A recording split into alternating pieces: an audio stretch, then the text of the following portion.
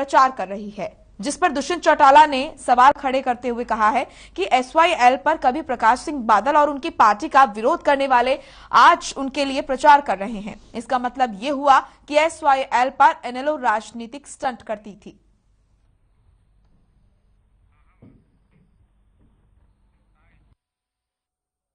चार साल पहले जो इंडियन नेशनल लोकदल, और मैं तो इनेलो के सुप्रीमो से जरूर पूछना चाहूंगा कि इतनी बड़ी मुहिम चलाई SYL के पक्ष में, और उसके अंदर पंजाब विधानसभा में बादल साहब का ही उनने जाकर एज मुख्यमंत्री विरोध किया, और आज उन्हीं की पार्टी उनके समर्थन में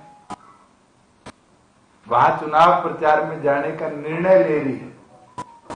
ये एक चीज साबित कर देता है कि SYL का सारा जो बनाने का और एजेंडा इंडियन नेशनल लोकदल द्वारा लिया गया वो एक ढकोसला था, और जो ये उपाधि लेने का शौक है जल युद्ध की और की, ये केवल मात्र उसके लिए स्टंट था। हरियाणा के हिस्से के पानी की लड़ाई जो कभी इनेलो सुप्रीमो लड़ते थे, आज उनकी पार्टी और उनकी विचारधारा उससे पूरी तौर पर विपरीत चलने लग चुकी है। जहां पंजाब चुनाव की बात है, अकाली दल किसको खड़ा करती है, कहां से खड़ा करती है, ये हरियाणा सरकार का विषय नहीं है। मगर जो चुनावी मैदान में आएगा, हार जीत जो होगी, इसका नतीजा तो 10 मार्च को देश के सामने हुआ, और केवल मात्र पंजाब ही नहीं, जो 5 प्रदेश हैं उनके अंदर कांग्रेस, उससे कितनी पार्टी निकली, कितनी रीजनल पार्टीज बनी, कितनी विचारधाराएं अलग हुई, और फिर जनसंघ बना, जनता पार्टी बनी, चौधरी देवीलाल ने सबको जोड़ा, अपनी अपनी पार्टियां लोगों ने कुर्बान करी, और देश में एक नई पार्टी बनी, उसका भी विभाजन हुआ, फिर रीजनल पार्टीज बनी, फिर भारतीय जनता पार्टी बनी। आज कांग्रेस रीजनल पार्टी बन के रहेगी, Bharatiya Janata party national party बनेगी। आज आम आदमी एक पार्टी है, TMC एक पार्टी है। समय किसका कैसा हो और कब परिवर्तित हो किसी को नहीं पता। पर मुझे एक चीज चौधरी देवीलाल जी की हमेशा याद रहती है कि रीजनल पार्टीज और ओरिजिनल पार्टीज, और वो अपने रीजन की समस्या को मजबूती के साथ उठाती नहीं, उस पर कदम उठाती। और रीजनल पार्टी होने की वजह से ही जननायक जनता पार्टी इस गठबंधन में 75% लोकल रिजर्वेशन एक्ट को लागू करवा पाई। अगर नेशनल पार्टी एक्ट लागू करती तो शायद इसका नुकसान दूसरे प्रदेशों में होता, मगर प्रदेश में इतना महत्वपूर्ण एक्ट अगर लागू हुआ है तो मुझे लगता है रीजनल पार्टी के होने की वजह से ही हम लागू करवा पाए। पार्टीज बनी, कितनी विचारधाराएं अलग।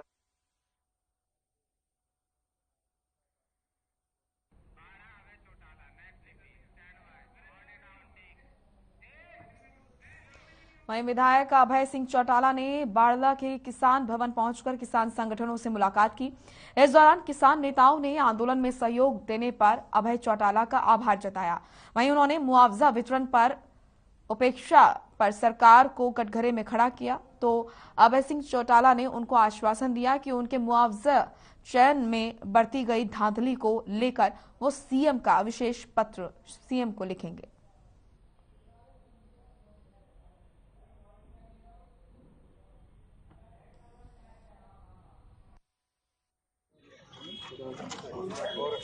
किसान को जिस ढंग से मुआवजे के मामले में उसके साथ नाइंसाफी हो रही है। आया तो 17 करोड़ रुपया था मुआवजे का, वितरित 9 करोड़ किया गया, 8 करोड़ वापस दे दिया, जबकि वो स्पेशल गिरदावरी का पैसा था, यहाँ के किसान को मिलना चाहिए था।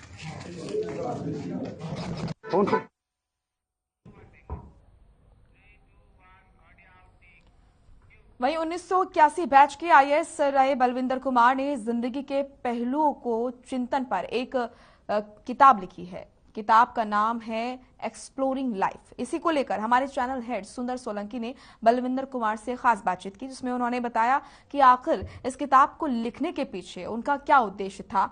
आपको भी सुनाते हैं। जीवन क्या है, हमारी पूरी जिंदगी ये जानने में निकल जाती है, लेकिन जीवन को समझना, और गहराई से, करीबी से जानना, ये किताब आपको बेहद शानदार तरीके से बताती है। बलविंदर कुमार जी 1981 बैच के कुशल प्रशासक रहे हैं, IAS अधिकारी। उन्होंने ये शानदार किताब हमारे पूरे समाज, हमारे पूरे देश को भेंट की है। बलविंदर जी हमारे साथ मौजूद हैं। सर, स्वागत है आपका। नमस्कार। ये एक्सप्लोरिंग लाइफ, पहले तो यही जानना चाहेंगे सर, क्योंकि आप लेखक हैं इसके और आप बेहतर जानते होंगे कि ये टाइटल और इस किताब की ज़रूरत हमारे जीवन में क्या है। देखिए, सबसे पहले तो हम लोगों को ये जानकारी होनी चाहिए कि हमें ज़िंदगी की गहराइयों के बारे में कोई बहुत ज़्यादा हमें मालूम नहीं रहता, क्योंकि हर इंसान अपनी रोज़मर्रा ज़िंदगी में, सर्विस में, घर पे, ऑफिस स्पेस पे इतना बिजी रहता है, उसी में व्यस्त रहता है कि बहुत सारी ज़िंदगी के पहलुओं को हम ना तो हमें जानकारी होती है, ना हम प्रयास करते हैं कि उनको अच्छी तरीके से गहराई से हम उसको जानें। तो इस किताब के जरिए जो है मैंने ज़िंदगी के विभिन्न पहलुओं के ऊपर जो है चिंतन किया है, उसको एनालाइज किया है और उसको मैंने बड़े ग्राफिकली डिज़ाइन करके मैंने इन चीज़ों को इसमें जो है वो लिखा है। और ये भाषा जो है बहुत ज़्यादा टेक्निकल नहीं है और कोई भी इंसान इसको बहुत अच्छी तरीके से समझ सकता है। जैसे हमारा सक्सेस, हैप्पीनेस, प्लेजर, सफरिंग, हर इंसान जो है वो कष्ट झेलता है ज़िंदगी में और उतार चढ़ाव जो है ज़िंदगी के आते हैं, तो तब पता चलता है कि कितना डिफ़िकल्ट है हमें अपना माइंड को जो है संतुलित और नियंत्रित करने में। तो इस तरह के सभी टॉपिक्स, जैसे बोर्डम है, लोनलीनेस है। लोनलीनेस जो है एक आज के आधुनिक युग में बहुत बड़ी समस्या उभर के आ रही है। मेंटल इलनेस है। तो इस तरह के सभी प्रमुख विषयों के ऊपर बहुत गहन रूप से जो है इस पर चर्चा की गई है इस किताब में। निश्चित रूप से बहुत बड़ी बात बताइए सर, क्योंकि ज़िंदगी में इतना असमंजस होती है, इतनी दुविधा होती है कि हम हर मोड़ पे ऐसे लगता है कि कहाँ जाएं, किधर जाएं, ये फैसला करना बड़ा मुश्किल होता है। सर की ये किताब इस समस्या से आपको निजात दिलाएगी। लेकिन सर, एक बात और जानना चाहेंगे कि किन चीज़ों को आधार बनाया है आपने लोगों को गाइड करने के लिए, खासकर ज़िंदगी को बहुत करीब से देखने या गहराई से समझने के लिए, जो लोगों की मदद हो रही है इस किताब के जरिए? देखिए, सबसे बड़ी बात तो हमें ये जाननी चाहिए कि जब तक ज़िंदगी अच्छी चल रही है तब तक कोई समस्या नहीं है, परंतु ऐसा होता नहीं। इंसान जो है वो बड़ा रेस्टलेस है, उसको वो कभी भी लंबे समय के लिए खुश नहीं रह सकता और ज़िंदगी में हमेशा उतार चढ़ाव आते रहेंगे, अनसर्टेनिटी रहेगी, चेंज, इम्परमानेंस, जिसको बुद्धा ने कहा कि जीवन हमेशा जो है वो प्रयत्नशील रहेगी, गतिशील रहेगी, चेंज जो है वो होता रहेगा।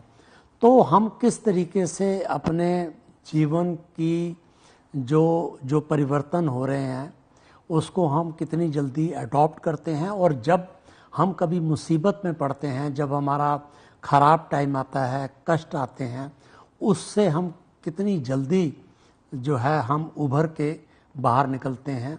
यदि इसके लिए हमें जो है ज़िंदगी के प्रमुख पहलुओं के ऊपर हमें जानकारी हमारे पास होनी चाहिए, और वही इस किताब के जरिए जो है वो किया गया है।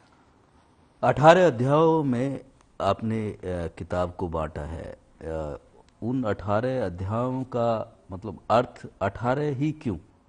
18 में मैंने ज़िंदगी में शुरू से लेके, जैसे हम पैदा होते हैं और डेस्टिनी एक हमारी जो है, पैदा होते ही एक हमारी डेस्टिनी है जहाँ पर कि हमें अंत तक जो है पहुँचना है।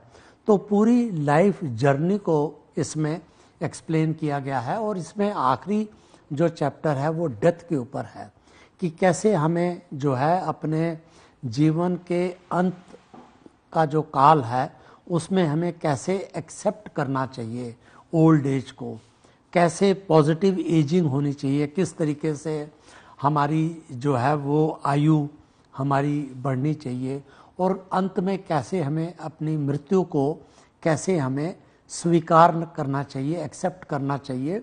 ये एक पूरा पेंडुलम है जन्म से लेके मृत्यु तक का। उन सभी पहलुओं पर एक एक स्टेप पर हर चीज़ को एनालाइज किया गया है। बेहद शानदार। देखिए, ये बड़ी खास बात है। सर ने जो बताया है कि ज़िंदगी की जो पूरी यात्रा है, पूरा जो सफ़र है, वो जहाँ से शुरू होता है और जहाँ तक ख़त्म होना है, उसको, उसकी समस्याएं, उसको समझना, ये सब, ये किताब केवल उसको समझने में ही नहीं, बहुत सारी दिक्कतों का समाधान भी आपको देती है। तो एक्सप्लोरिंग लाइफ, आप जितनी जल्दी इसको पढ़ेंगे, यकीनी तौर पर इतना फ़ायदा मिलेगा उसकी आप कल्पना भी नहीं कर सकते। बहुत शुक्रिया सर, धन्यवाद। बहुत अच्छा लगा आपसे बातचीत करके। और कैमरामैन जगदीश के साथ सुंदर सोलंकी, हर खबर के लिए। वहीं आम आदमी पार्टी ने पंजाब में भगवंत मान को अपना सीएम उम्मीदवार घोषित किया है। पंजाब से हमारे ब्यूरो हेड स्वर्णजीत सिंह ने भगवंत मान से खास बातचीत की। भगवंत मान ने कहा कि आप पर लोगों ने भरोसा किया है, जिस पर वो खरा उतरेंगे। एक जमाने में बॉलीवुड में अगर बात करें तो मनोज कुमार हुआ करते थे, जो मौजूदा सरकारों पर तंज कसा करते थे एक्टिंग के जरिए, और ऐसे ही एक कॉमेडियन का जन्म हुआ पंजाब में जो तंज कसता हुआ नजर आता था मौजूदा सरकारों पर। बिल्कुल आप ठीक समझ रहे हैं, मैं बात भगवंत मान की कर रहा हूं। कॉमेडी से राजनीति में, राजनीति से आज आम आदमी पार्टी के मुख्यमंत्री चेहरा है, और आज हमारे साथ है। मान साहब, बहुत बहुत स्वागत। बहुत बहुत मेहरबानी। मान साहब, सबसे पहला सवाल, 2017 में आम आदमी पार्टी, कांग्रेस, श्रोमणी अकाली दल, बीजेपी ये कंपटीशन में थे। आज 2 क्षेत्रीय पार्टियां और भी हैं, तो क्या राह मुश्किल नहीं है? नहीं, आम आदमी पार्टी पर लोगों ने भरोसा किया है, और जितनी बड़ी तादाद में लोगों ने ये सीएम का जो हमने मांगा था वोट, उन्होंने वोटिंग किया, मेरे पक्ष में किया, तो मेरा हौसला बहुत ज़्यादा बढ़ गया है। और हौसला भी बढ़ गया तो जिम्मेदारी भी बढ़ गई है। आम आदमी पार्टी को लोग अब लाएंगे। दिल्ली के काम भी देख रहे हैं वो, हमारा विपक्ष का काम भी, मेरा एज एमपी भी जो मैंने पंजाब के मुद्दों को उठाया, तो सब कॉम्बिनेशन है, अच्छी टीम बनेगी हमारी, पंजाब को पंजाब बनाएंगे। बीते कल मोगा में एक किसान ने आत्महत्या की कर्ज को लेकर, और मौजूदा सरकार बार बार कहती रही कि कर्जा माफ करेंगे, हम कर रहे हैं। तो आने वाले समय में अगर आपको मुख्यमंत्री बनाते हैं पंजाब के लोग, तो किसानों के लिए क्या रूपरेखा रहेगी? देखिए, ये मैं आपको दृढ़ इरादे से कहता हूँ, पक्की गारंटी से, कि आम आदमी पार्टी की सरकार में किसी किसान को आत्महत्या नहीं करनी पड़ेगी। आम आदमी पार्टी की सरकार में किसी बहन को पानी की टंकी पर चढ़कर अपने आप पर तेल छिड़क कर आग नहीं लगानी पड़ेगी, अपने आप को आत्महत्या की कोशिश नहीं करनी पड़ेगी। आम आदमी पार्टी के जो है सरकार, उसमें किसी को धरना या किसी पर पानी की बौछार या लाठीचार्ज नहीं होगा, क्योंकि जब सच्ची नीयत से काम करेंगे, खजाने में भी पैसा आएगा और लोगों को भी उस पैसे से सहूलतें मिलेंगी। बीते कल कांग्रेस ने इस बात को भुनाया क्योंकि फिरोजपुर के आपके प्रत्याशी आशु बांगड़ ने टिकट वापस की और कांग्रेस की सदस्यता ले ली, इस पर क्या कहें? इस पर मैं क्या कह सकता हूं कि हमने तो उनको टिकट दिया था, आम लोगों की तरफ से, आम आदमी पार्टी की तरफ से। अब वो किस लालच में आ गए या उनको डरा लिया गया, तो कांग्रेस इन हथकंडों पर आ गई है कि अपने सिटिंग एमएलए को छोड़कर हमारे वालों को लेके जा रही है। ये कांग्रेस की हालत भी यहाँ से पता चलती है कि कितनी खस्ता है। चरणजीत सिंह चन्नी जब से मुख्यमंत्री बने हैं अपने आप को रिप्रेजेंट कर रहे हैं। मैं आम आदमियों को भी भांगड़ा करते हुए नजर आते हैं, कभी चलती गाड़ी को रोक करके एकदम लोगों के बीच में चले जाते हैं। वो कहते हैं असली आम आदमी तो मैं हूँ। तो फिर वो 4.25 साल क्यों नहीं ऐसा किया उन्होंने? जब वो मंत्री थे, टेक्निकल एजुकेशन मंत्री थे, तब क्यों नहीं किया? मुख्यमंत्री बनने के बाद ये काम याद क्यों आए? शुक्र है धरती पर आए हैं, आम आदमी है, सभी कहते हैं मैं आम आदमी हूँ। सुखबीर बादल भी एक दिन चाय पी रहा था खेत में बैठकर चारपाई पर, हरसिमरत कौर भी नरमे के खेत में देखी गई है। शुक्र है धरती पर आए हैं, मेरा आखिरी सवाल है, ईडी की रेड चरणजीत सिंह चन्नी के रिश्तेदारों के घर हुई है और कांग्रेस ये कह रही है कि ये बदले की राजनीति है, बीजेपी षड्यंत्र कर रही है, तो कहीं ना कहीं आपका इस पर क्या स्टैंड? कबीरा तेरी झोपड़ी गल कटियन के पास, जो करनगे वो भरनगे, तू क्यों भय उदास। जिन्होंने गलत काम किया है उसका नतीजा आ जाएगा। आज माताजी और मनप्रीत की आंखों में आंसू थे, अपने भाई को, अपने बेटे को उन्होंने रूपांतर होते देखा है भगवंत मान का, तो क्या कहना चाहेंगे? उनकी भी उम्मीद है आप पर? बहन की दुआ और माँ की आशीष, अगर ये दोनों मिल जाएं तो कोई दुनिया की मंजिल ऐसी नहीं जो सर ना हो सके। आने वाले समय में भगवंत मान को लोग पसंद, जिस प्रकार से आपने एक आम आदमी पार्टी ने हेल्पलाइन नंबर दिया और लोगों की चॉइस बने आप, तो क्या आने वाले समय में 2022 में चुनाव जीत रहे हैं? बिल्कुल जीतेंगे, प्रचंड बहुमत से जीतेंगे और लोगों की सरकार बनेगी, आपकी सरकार बनेगी, अपने आप की सरकार बनाएंगे लोग। केसरी पगड़ी का राज बता दें, क्योंकि सब तो व्हाइट डालते हैं, सफेद रंग डालते हैं आम आदमी। जब मैं 14 में जीता था एमपी, तो मैंने अपना जो सर्टिफिकेट है वो शहीद आजम भगत सिंह के गांव जाकर उनके कदमों में रखकर ये प्रण किया था कि मैं आपके रंग की पगड़ी पहनकर उसी लोकसभा में जाऊंगा जहां आपने बहरी सरकार के कान खोलने के लिए बम फेंका था। मैं जुबान के जरिए सरकारों के कान खोलता रहूंगा। बहुत बहुत शुक्रिया। ये थे हमारे साथ भगवंत मान, आम आदमी पार्टी के मुख्य मान ने साफ कर दिया कि आम आदमी पार्टी प्रचंड बहुमत के साथ पंजाब में सरकार बनाएगी। बहरहाल ये तो समय के गर्भ में है कि आने वाला समय बताएगा कि सरकार किसकी बनेगी, लेकिन भगवंत मान का आत्मविश्वास हुलारे मार रहा है। देखते रहे हर खबर, कैमरा पर्सन हरदीप के साथ।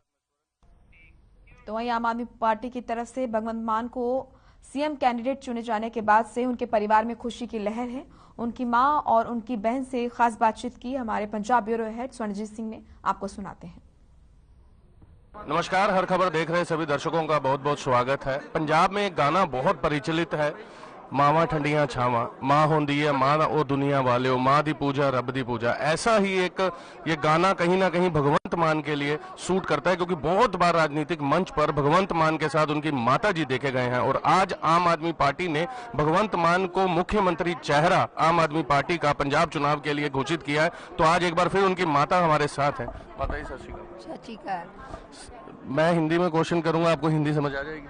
थोड़ी थोड़ी।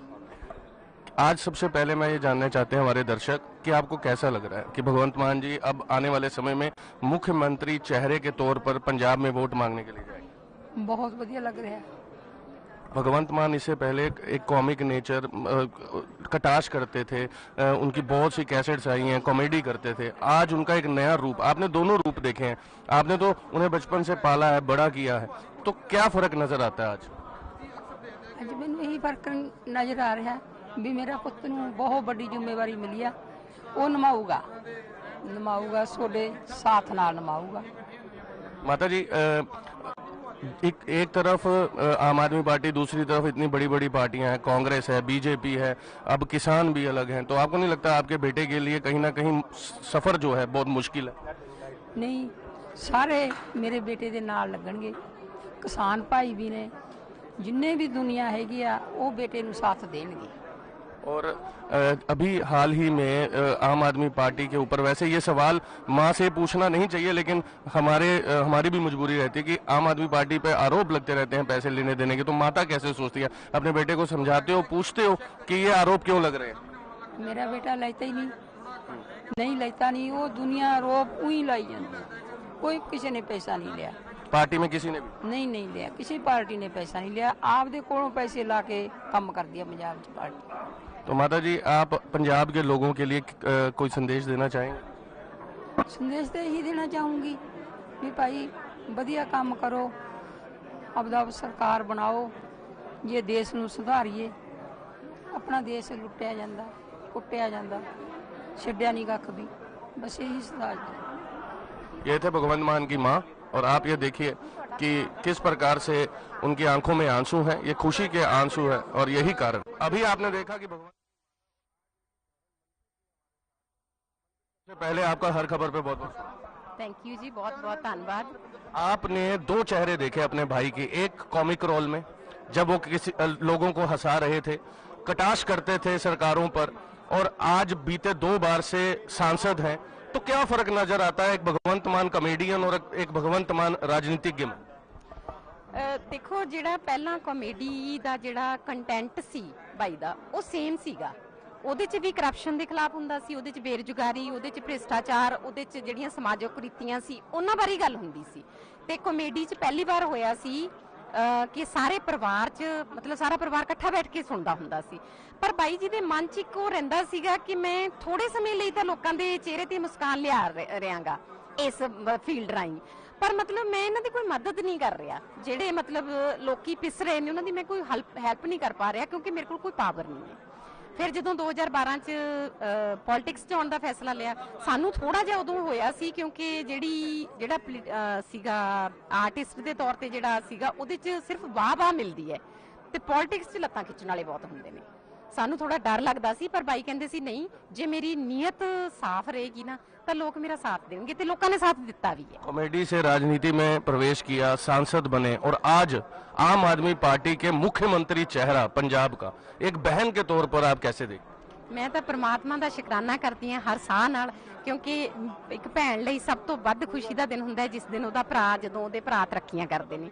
सो मैं तो परमात्मा का ते सब तो वध पंजाबियां दा जिन्हां ने इन्ना प्यार ते इन्ना माण ते इन्ना भरोसा जताया है बाई ते ये जिहड़ा भरोसा है इनू इसे तरह पूरा करन दा परमात्मा उन्हां नूं शमत ते तंदुरुस्ती बख्शे। बहुत आरोप आम आदमी पार्टी पर अभी लग रहे हैं, विरोधी लगा रहे हैं कि टिकटें बेची जा रही हैं और इस बीच आपके भाई को मुख्यमंत्री चेहरा जो है वो घोषित करना, तो कहीं ना कहीं उनकी राह कठिन नहीं है? आपको नहीं लगता कि बहुत मुश्किल रहेगा आगे? मुश्किल नहीं है क्योंकि हुण ये लड़ाई लोकां दी लड़ाई हो गई है। पहला लड़ाई हुंदी सी पोलीटिकल पार्टियां दी, पर हुण ये लड़ाई हो गई है लोकां दी अपनी, क्योंकि लोग हुण इस बार अपने लिए वोटिंग करनगे। वो अपने जिहड़ा सिस्टम नूं सुधारन लई, अपनी जिहड़ी इहनूं बेरोजगारी नूं दूर करन लई, अपनी करप्शन नूं जिहड़ी फैली हुई है पंजाब 'ਚ ਉਹਨੂੰ दूर करन लई वोट करनगे। ते मैनूं नहीं लगदा हैगा भी राह जिहड़ी ਉਹ हाँ मुश्किल हो सकती है, नामुमकिन नहीं हैगी, क्योंकि लोग नाल ने ते लोकां दा साथ ही चाहिए सानूं। सिस्टम पर कॉमेडियन के तौर पर भगवंत मान ने बहुत बड़ा कटाश किया था और एक उनका कॉमेडी पंच बहुत मशहूर हुआ था कि आप पंजाब की रोडवेज की बस में जा रहे हैं, हाथ बाहर ना निकालें क्योंकि अंदर ही तोड़ दिए जाएंगे।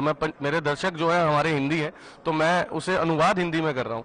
तो आज क्या लगता है कि मुख्यमंत्री चेहरे के तौर पर पंजाब में वोट मांगने जाएंगे तो इसमें परिवर्तन देखने को मिलेगा? हर एक वर्ग दुखी है, अज पंजाब दा हर एक वर्ग दुखी है, कोई खास वर्ग नहीं है कि जिहड़ा कोई दुखी है ते बाकी सारे।